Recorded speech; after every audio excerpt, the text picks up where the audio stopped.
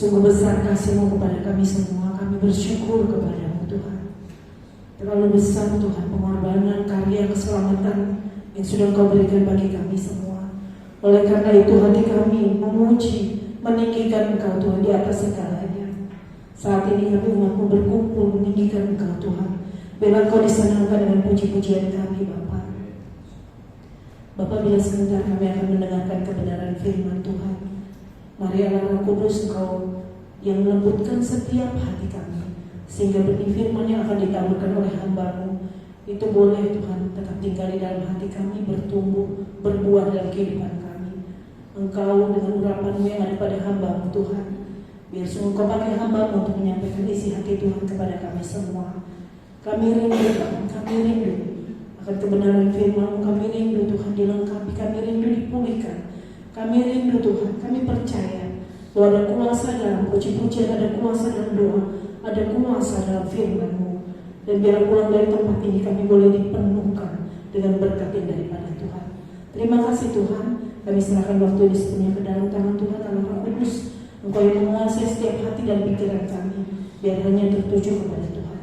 Terima kasih Bapa, hanya di dalam nama Yesus yang berdoa. Haleluya. Amin. Ya, puji nama Tuhan. Saya yakin dan percaya kita semua dalam penyertaan Tuhan, hidup diberkati Tuhan, akan diberikan damai sejahtera dalam kehidupan kita. Bapak Ibu Saudara yang kasih Tuhan, bukti bahwa salah satu bukti kalau kita orang percaya adalah hidup dalam ketergantungan Tuhan. Nah, ini tema kita pada sore hari ini sering dipertanyakan kepada saya dari orang Kristen itu tentang mengambil satu keputusan, mengambil satu pilihan, takut mengambil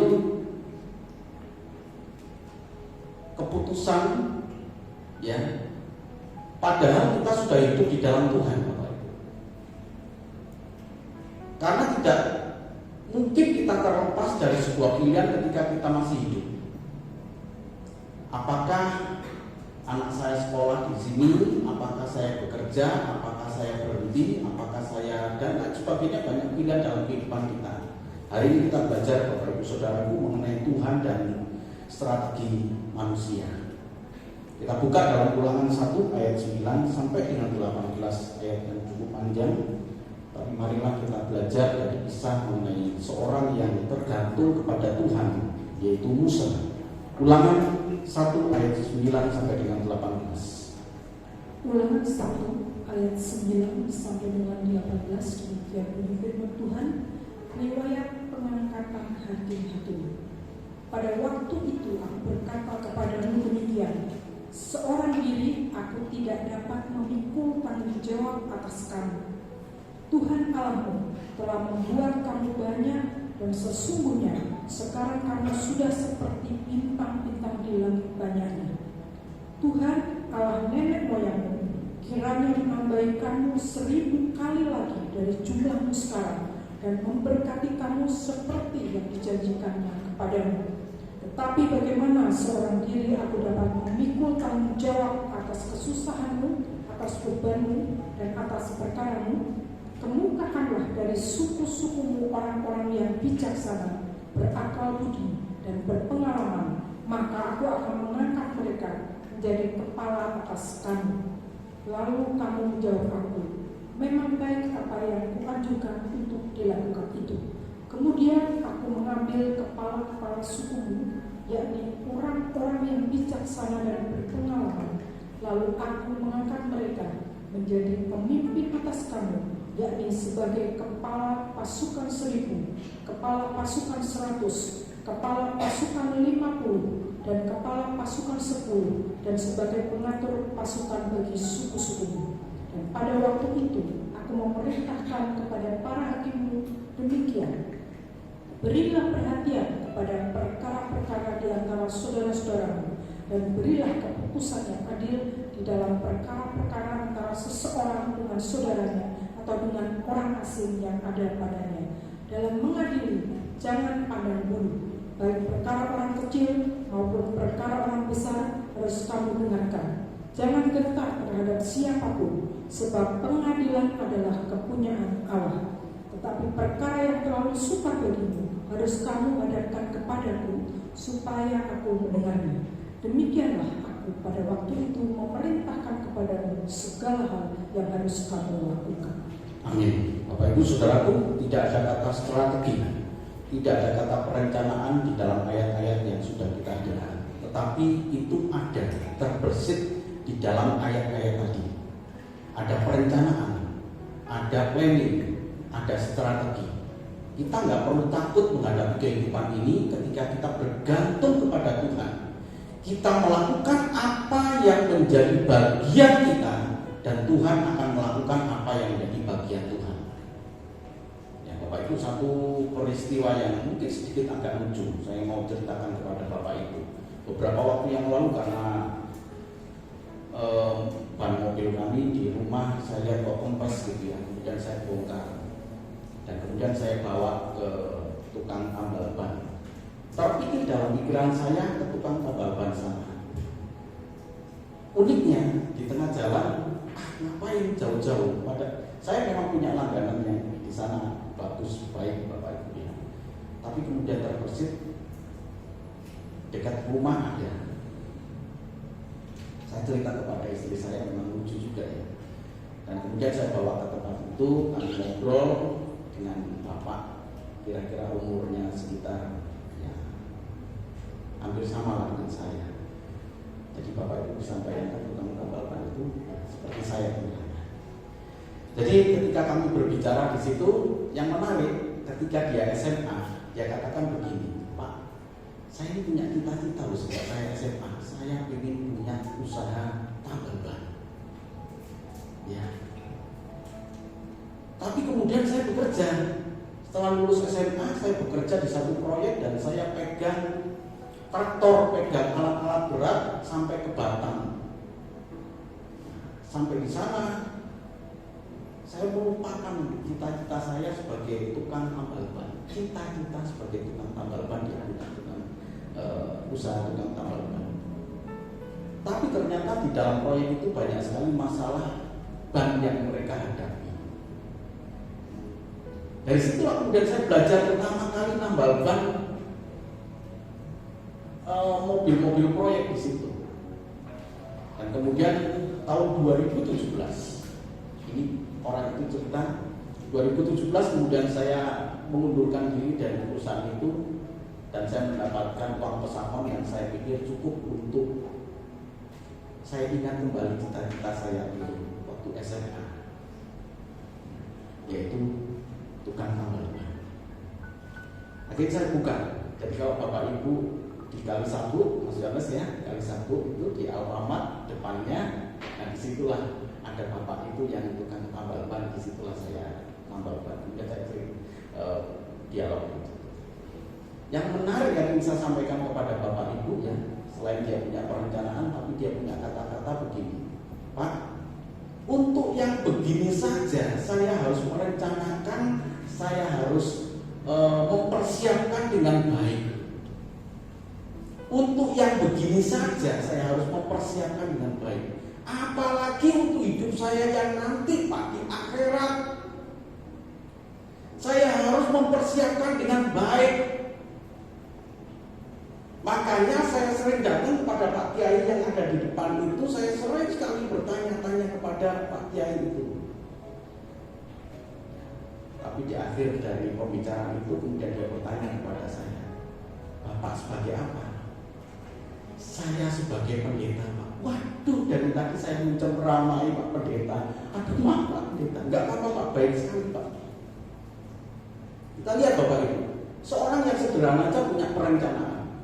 Bukan hidup yang serba tidak teratur, punya perencanaan. Kenapa gereja kita punya visi? Karena kita punya perencanaan. Saya minta kepada pembicara yang dari luar untuk menyampaikan dengan visi ini.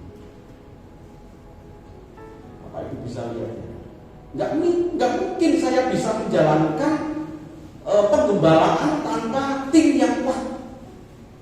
Harus ada perencanaan di situ. Begitu pula dengan Musa.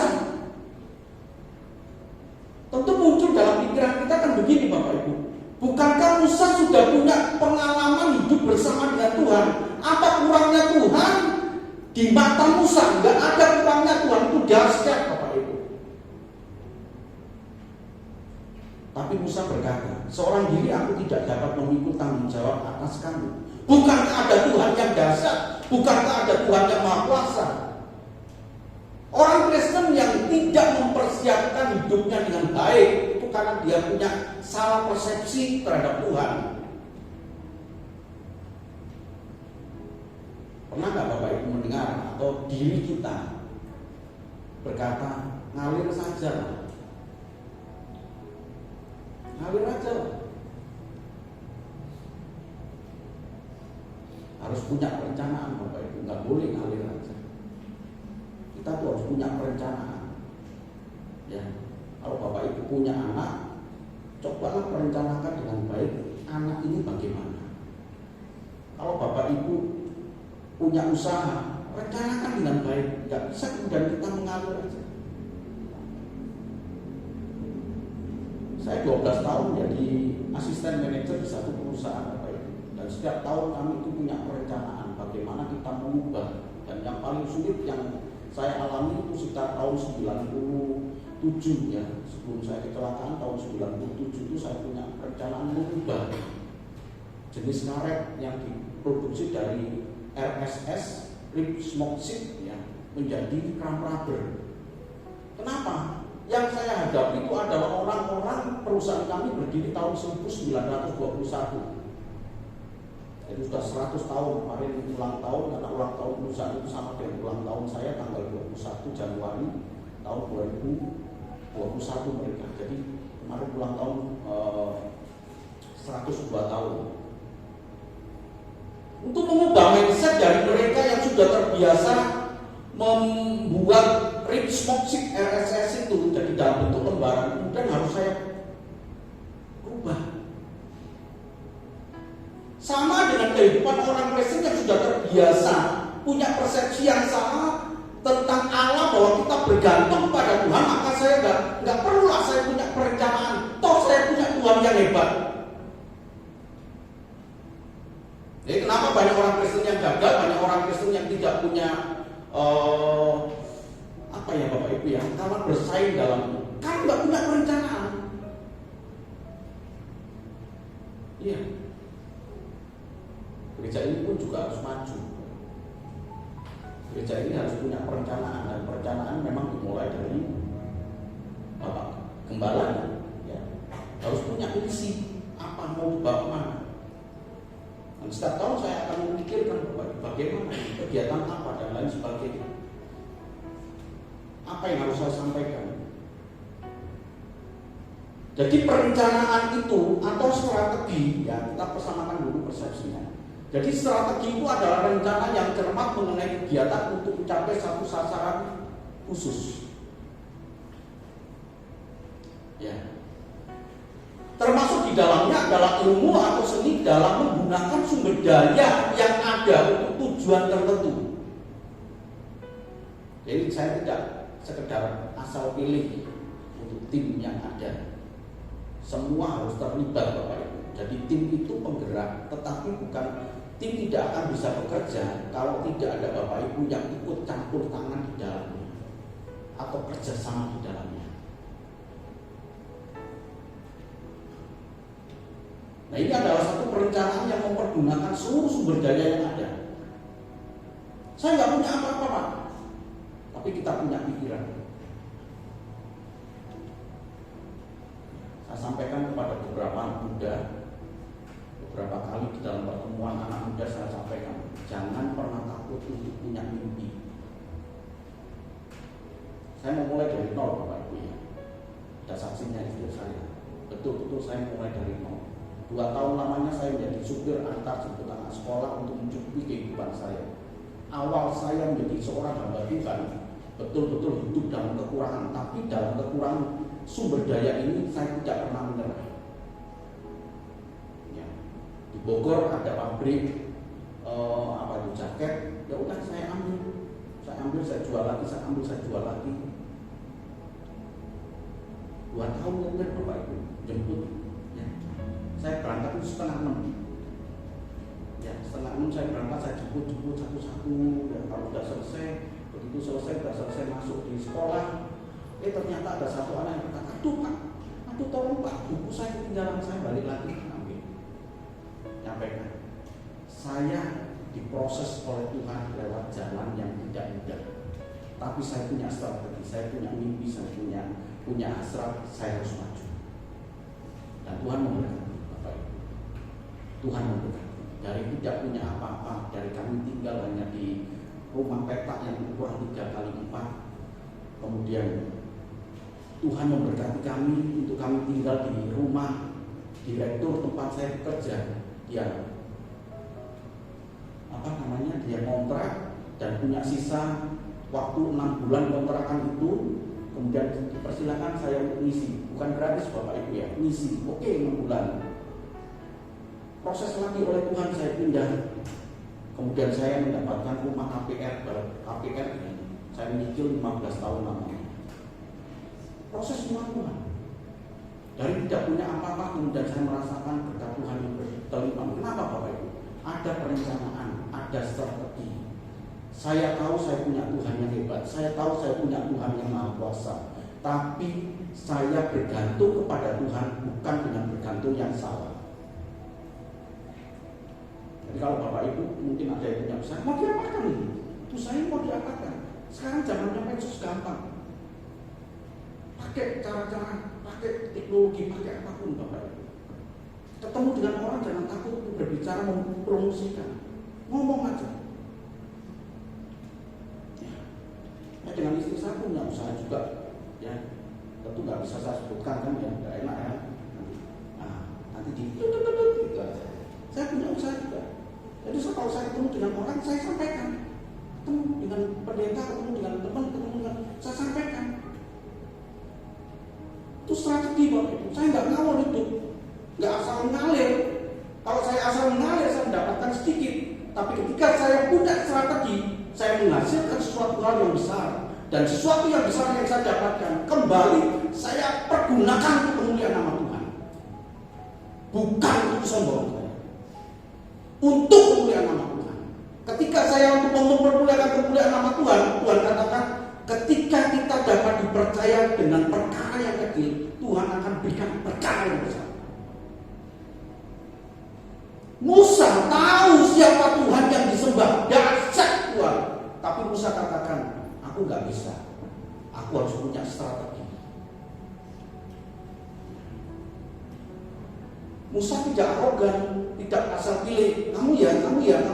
Musa kemudian katakan, pilihlah. Jadi mereka setiap suku berkata, Musa berkata kepada setiap suku yang ada di sini, pilihlah orang yang bijaksana, orang yang takut akan Tuhan. Catatan ini ya, menyusun atau membuat strategi atau perencanaan bukan tindakan tidak mengandalkan Tuhan. Ya. Tetapi justru bentuk hidup yang bertanggung jawab dengan tetap percaya penuh atas kehendak Allah Tuhan. Silakan Bapak Ibu punya rencana, mau tinggal di mana, mau pilih yang mana. Ketika saya memutuskan untuk pindah dari Bogor ke Cilacap, itu pun juga perencanaan. Nggak gampang Bapak Ibu. Berapa kali diadakan ibadah perpisahan sampai saya itu, nggak usah. Diadakan baru sampai ke Hotel Marriott itu di Jakarta. Mau berpisah dengan Pak Pendeta Kumpul. Waduh, udah nggak usah. Tapi Bapak Ibu lihat ya, dari nol, betul-betul dari nol Bapak Ibu. Saya kemudian punya perencanaan, mau saya bawa kemana? Oh gini aja, bikin persekutuan. Setelah bikin persekutuan, saya harus serius di dalamnya. Kemudian tambah banyak, tambah jamnya. Kemudian ada doa malam. Jadi kalau dulu saya setiap minggu kan doa malam di sana, bertambah. Ada perencanaan, nggak ngawur. Ketika saya punya perencanaan, bukan berarti saya tidak mengandalkan Tuhan, tapi itu justru bentuk hidup bertanggung jawab dengan tetap percaya, aku percaya kepada Engkau Tuhan. Jika dalam perencanaan saya yang kurang, maka ketika saya mengandalkan Tuhan, Tuhan akan menyempurnakan. Itulah sebabnya Roma 8 ayat 28 itu berkata, aku tahu sekarang bahwa Allah turut bekerja mendatangkan kebaikan bagi mereka yang mengasihinya.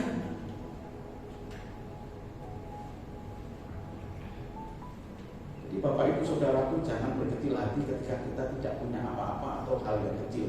Kok begini ya? Ini yang dipercaya Tuhan. Ya, saya pun juga ceritakan kepada Bapak Ibu, sering ceritakan bagaimana saya memulai pelayanan di Jakarta, ya, membuka persekutuan tahun 94. Itu dimulai dari kantor kami, PT J. Awoti. Bapak Ibu bisa Google di situ, PT J. Awoti. Ya, saya memulai mengumpulkan teman-teman, ada 9 orang, ada Ibu Deti dan lain sebagainya, 9 orang. Bayangkan Bapak Ibu, saya main gitar dan itu terbatas sekali karena saya itu alirannya EBGAD. Saya alirannya EBGAD. Saya hanya bisa G, A, kuncinya itu saja. Mau minta kunci F, nyun sewu. Saya spesialisasi kunci G, A, G. Paling-paling yang berubah menjadi C, G, F. Ya udah itu aja. Baru dia kurang kerendahan, kurang tinggi, kita main E, nggak bisa. Saya spesial kunci C. Jadi saya habis saya gitar, ya, habis saya gitar kemudian saya khotbah. 9 orang. Kemudian kantor-kantor yang ada itu dengar, di sana ada kumpul mereka sampai 200 orang. Meeting kami sudah nggak muat. Akhirnya kami sewa satu hall, satu lantai kami sewa untuk khusus untuk persekutuan. Coba Bapak Ibu, pernah kesini kan Mbak Pipit ya? Pikirkan, ada perencanaan. Ingin diberkati Tuhan, amin ya. Buatlah perencanaan dalam hidup. Jangan pakai konsep mengalir saja. Ketika kita mengalir, kita hanya mendapatkan apa yang ada di aliran itu. Ya. Tapi ketika kita punya perencanaan, kita akan mendapatkan hal yang besar. Dan Tuhan memberkati. Nah ini Bapak Ibu. Jadi Musa tahu apa yang harus dikerjakan. Musa tidak lepas dari Tuhan, tapi Musa punya konsep perencanaan. Sekarang tunjuk, pilih dari bangsa-bangsamu itu. Tempatkan di situ satu pemimpin untuk 1000, satu pemimpin untuk 100, satu pemimpin untuk 50.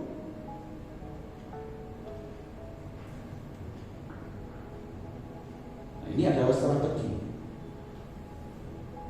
Jadi kalau kita melihat di sini, strateginya Musa itu diawali dari mendengar saran, dari nasihat dari mertuanya Yitro. Keluaran 18 ayat 17 sampai dengan 18.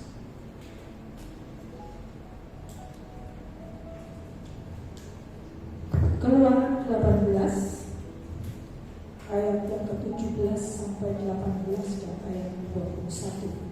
Tetapi mertua Musa menjawabnya, tidak baik seperti yang kau lakukan itu. Engkau akan menjadi sangat lelah, baik engkau, baik bangsa yang beserta engkau ini, sebab pekerjaan ini terlalu berat bagimu. Takkan sanggup engkau melakukannya seorang diri saja. Ayat yang ke-21. Di samping itu, kau carilah dari seluruh bangsa itu orang-orang yang cakap dan takut akan Allah, orang-orang yang dapat dipercaya dan yang benci kepada pengejaran suap.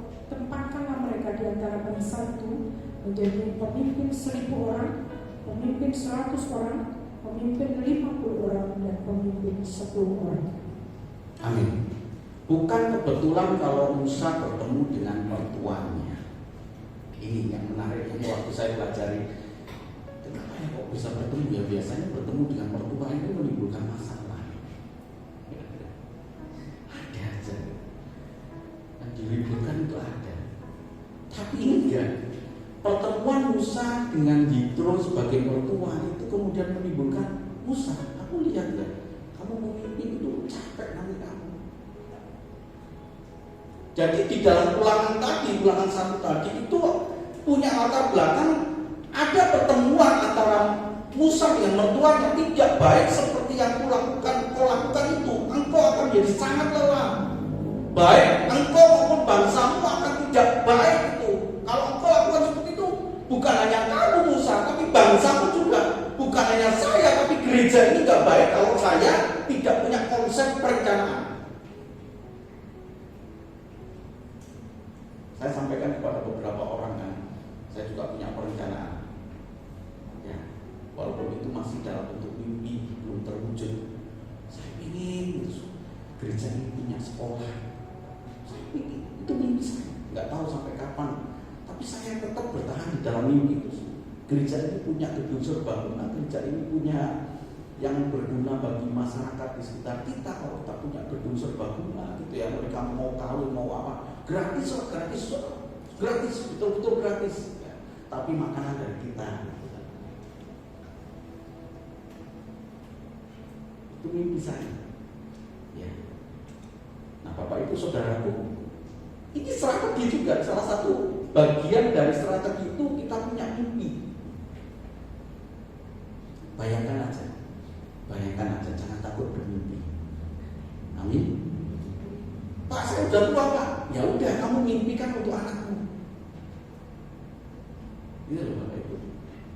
Ya, saya sedikit cerita tentang bukan apa ya Bapak Ibu ya. Sampai saya waktu di Bogor itu, kemudian saya ingin punya lebih lagi, dan saya dirikan, saya ikut rental mobil. Diawali dengan APV ya, APV. Tapi mobil pertama kami itu Komplis 120 SS Bapak. Wah itu mobil bandel itu, 120 SS. Jadi kemudian saya sewakan untuk masyarakat di sekitar rumah saya itu hanya 150.000 per hari.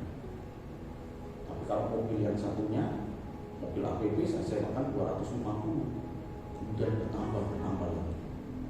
Diberkati Tuhan. Karena punya perencanaan. Kalau saya ngalir aja, saya nggak mendapat apa-apa. Kalau kau dapat saya kecil.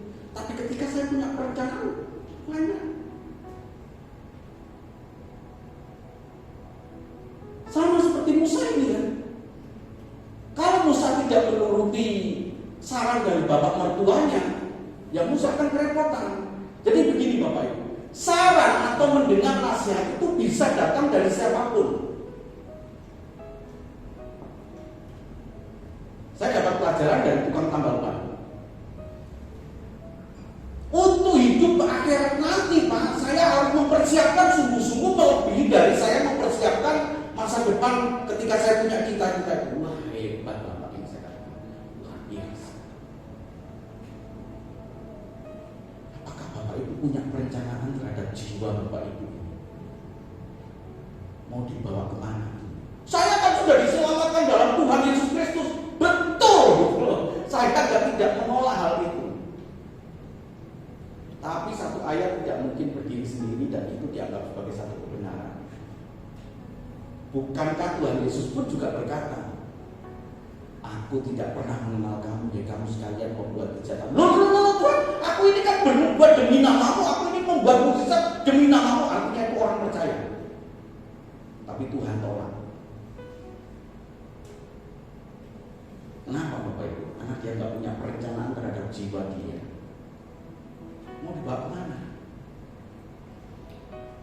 Kisah mengenai perumpamaan mengenai aku beri kamu ya berapa? 5 talenta. Aku beri kamu berapa ya?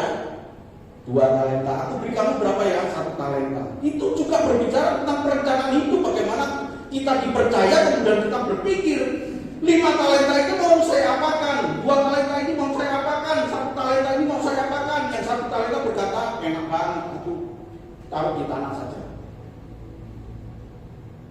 Itu orang yang ngalir itu orangnya gak punya perencanaan. Tapi orang yang 5 punya 5 talenta, 2 talenta, dia punya perencanaan.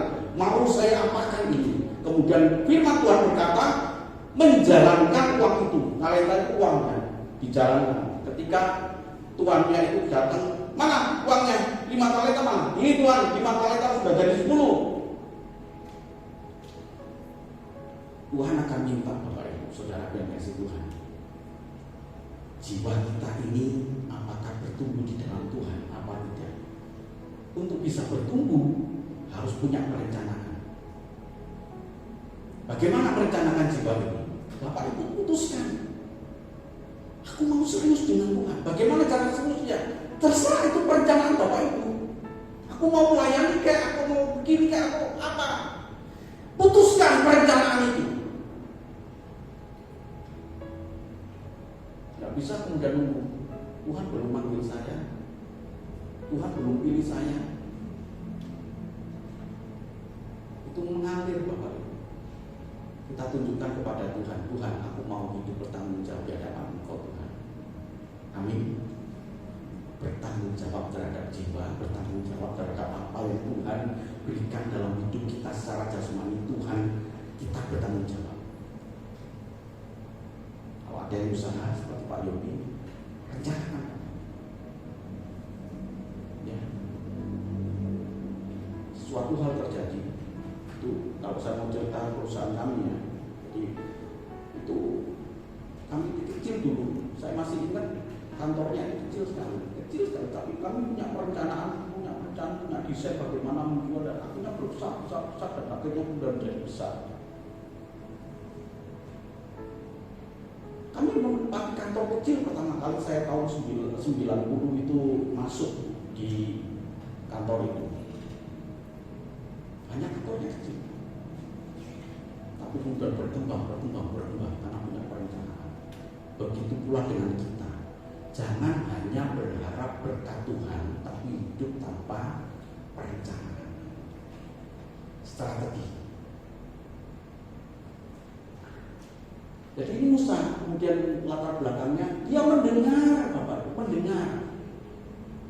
Kalau Musa mendengar, mungkin Bapak Ibu bisa membaca. Saya ingin merencanakan bagaimana cara baca. Saya kemarin ketemu dengan hamba Tuhan di Surabaya. Saya katakan, kamu punya lahan, ayo kita garap lahan kamu. Saya akan datang ke Surabaya, visit ke Surabaya nanti. Saya akan ajari kamu bagaimana usaha mengembangkan. Oke, siapa? Siap. Saya sekarang jadi kepala departemen sosial dan diakonia Bapak Ibu ya. Kemarin saya rapat di hadapan banyak pendeta seluruh Indonesia. Saya katakan, selama ini kita tidak mengerti tentang sosial dan diakonia. Seolah-olah sosial itu sama dengan diakonia. Sosial itu melakukan perbuatan baik bangsa. Enggak, bukan itu. Mulai tahun ini, mulai dalam pengurusan saya bagi dua. Sosial itu ada sosial ekonomi, sosial politik, sosial budaya. Tapi yang akan kita ambil sosial ekonomi. Artinya semua pendeta-pendeta di seluruh Indonesia harus memperhatikan kesejahteraannya, bagaimana memanfaatkan potensi yang ada ini. Ya ini sumber daya yang ada di situ, kembangkan. Wah mereka, Pak saya ingin bikin tanaman, saya ingin bikin tanaman organik. Bagus, saya siap datang. Saya siap datang untuk memberikan apa yang bisa saya berikan. Ini perencanaan semua Bapak Ibu, untuk kita hidup tidak mempermalukan Tuhan, bukan minta-minta kita, tapi konsepnya kita bekerja, dan firman Tuhan katakan jangan makan kalau kamu tidak bekerja. Strategi Musa pemilihan kepala pasukan itu bukan atas kedekatan, bukan korupsi, kolusi, nepotisme, enggak. Tapi Musa berkata, bangsa ini yang harus memilih atas dasar bijaksana dan pengalaman. Ulangan 1 ayat 15 tadi berkata, cakap takut akan Allah, orang yang dapat dipercaya dan benci kepada suap. Itu yang memilih. Artinya begini Bapak Ibu, dalam perencanaan kita nggak ngawur, duduk diam, andalkan kepada Tuhan. Tuhan, aku mau merencanakan hidup saya ini bukan hanya dari sisi duniawi Bapak Ibu, tapi dari sisi hati, dari sisi iman. Aku mau merencanakan apa yang bisa saya kembangkan untuk jiwa saya ini.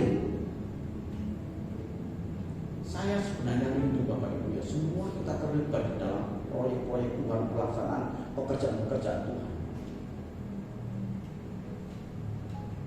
Ya kan? Coba saya berusaha melibatkan. Ya, siapapun saya libatkan. Jadi silakan Bapak Ibu, aku mau silakan. Terbuka gereja ini. Tapi untuk teaching, untuk pengajaran, perlu jalur khusus yang harus dijalani.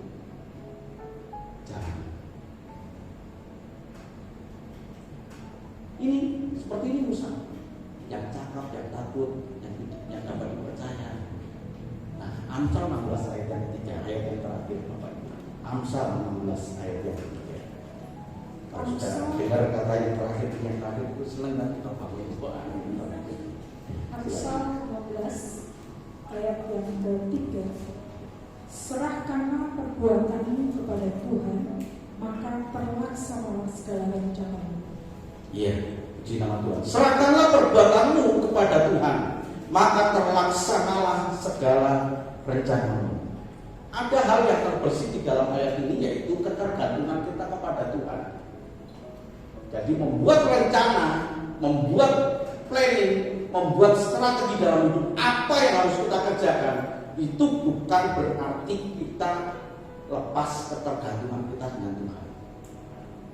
Justru di sini dikatakan serahkanlah kepada Tuhan. Jadi iman, kita punya iman, bukan iman yang kosong, tapi iman yang diisi dengan strategi. Berbeda dengan Yeremia 17 ayat yang kelima. Yeremia 17 ayat yang kelima berkata, terkutuklah orang yang mengandalkan dirinya sendiri, kekuatannya sendiri. Terkutuklah dia yang hatinya jauh dari Tuhan. Itu Yeremia katakan. Berbeda. Kita punya perencanaan, kita punya planning, serahkan kepada Tuhan. Itu bentuk ketergantungan kita kepada Tuhan. Kata-kata saya yang terakhir untuk menutup ibadah ini, jangan takut mengambil sebuah keputusan.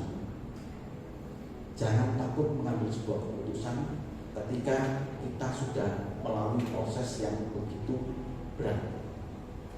Artinya kemudian jangan kemudian mengambil keputusan yang asal-asalan, tapi keputusan itu sudah kita pikirkan matang-matang dan kemudian kita putuskan. Aku mau resign. Kalau keputusan keluar dari perusahaan, nanti saya telepon seorang hamba Tuhan mau keluar dari perusahaan. Saya katakan, apakah kamu keluar itu gara-gara kamu melayani Tuhan sehingga kamu keluar? Iya Pak, salah. Duduk diam dulu, hitung dulu,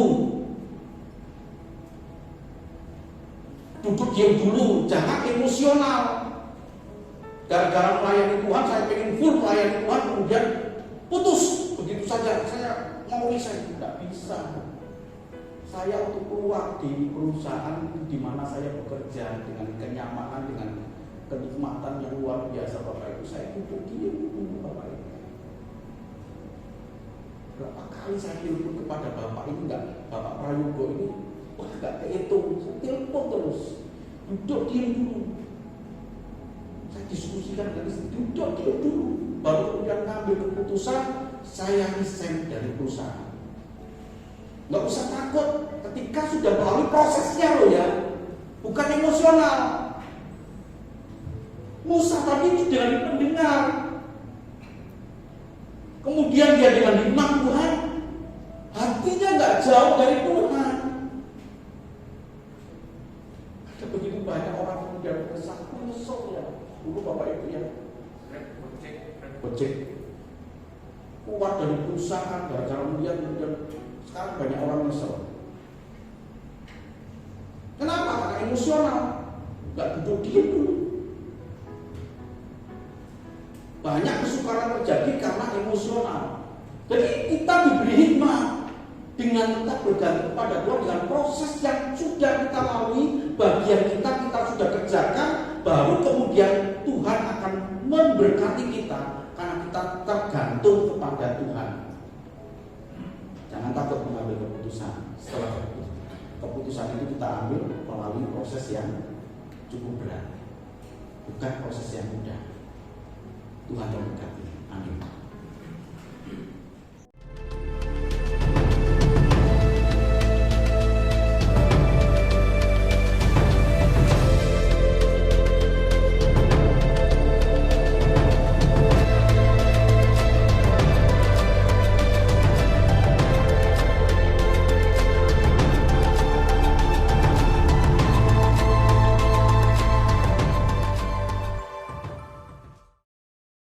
Bapa kami yang di surga, dikuduskanlah nama-Mu, datanglah kerajaan-Mu, jadilah kehendak-Mu di bumi seperti di surga. Berikanlah kami pada hari ini makanan kami yang secukupnya, dan ampunilah kami akan kesalahan kami, seperti kami juga mengampuni orang yang bersalah pada kami. Dan janganlah membawa kami ke dalam pencobaan, tetapi lepaskanlah kami daripada yang jahat.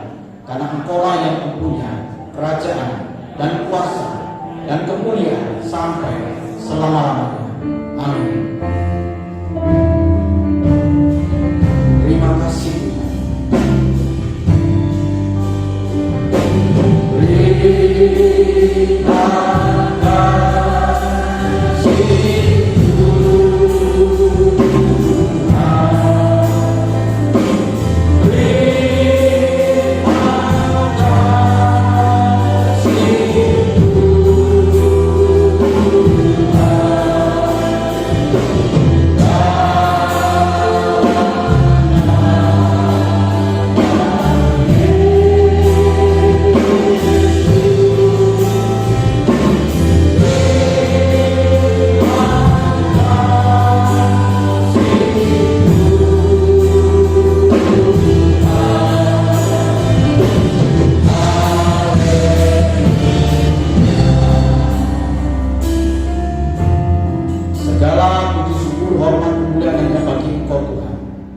Inilah hidup kami ya Bapa, kami persembahkan untuk kemuliaan nama Engkau lewat kehidupan kami. Berkatilah kami ya Bapa. Kami pulang bukan dengan tangan yang hampa, tapi kami pulang dengan membawa sukacita, membawa berkat-berkat yang Tuhan berikan kepada kami. Bapak, Ibu, dan Saudara yang kasih Tuhan, terimalah berkat dan anugerah dari Allah Bapa di surga. Kasih dan kemurahan Tuhan kita Yesus Kristus, anaknya yang tunggal, dan penghiburan kekuatan dari kuasa Roh Kudus menyertai kita mulai saat ini, esok, bahkan sampai Maranatha Tuhan Yesus datang menjemput kita. Dia Allah yang baik, Dia Allah yang mengasihi kita, Dia Allah yang memberkati kita, Dia Allah yang menyinari kita dengan wajah-Nya dan memberikan kepada kita kasih karunia. Dia Allah yang menghadapkan wajah-Nya kepada kita dan memberikan damai sejahtera. Kami sungguh bersyukur kepada Engkau Tuhan, karena Engkau sudah memberkati kami hari ini sampai selama-lamanya. Kami hidup di dalam Tuhan, dalam ketergantungan kepada Tuhan, dan tetap percaya kepada Tuhan. Kami percaya Tuhan memberikan yang terbaik dalam hidup kami. Dalam nama Tuhan Yesus, kami sudah berdoa dan mengucap syukur. Semua yang percaya mengatakan amin. Tuhan memberkati.